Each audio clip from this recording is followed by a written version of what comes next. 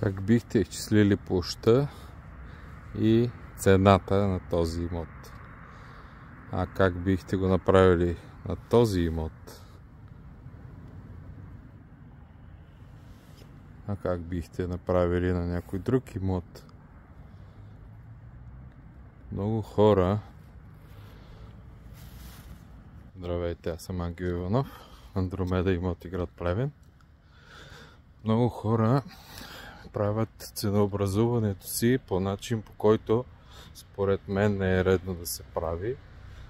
Взимат квадратурата на имота си и всъщност определят цена на квадратен метър, която виждат в Facebook, виждат в Имот.bg, виждат на много места.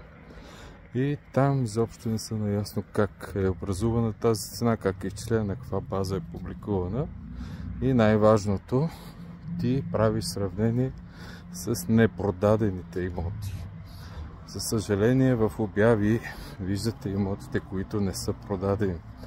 И това е най-лошия съветник за ценообразуване, защото вие ценообразувате вашия имот, първо може би с грешна квадратура, второ най-вероятно с най-лошите имоти на пазара, всъщност тези, които не са продадени.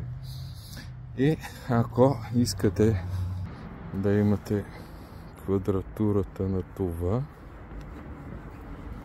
и в същото време сравните на квадратурата с това, ще разберете, че през годините е имало множество видове квадратури, които към днешна дата нямат нищо общо една с друга и средното поставяне на цена на квадрат не ви върши абсолютно никаква работа.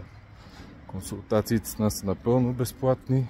Да, няма да получите и цялостен на пазарен анализ, но ще получите много близка до пазарната цена.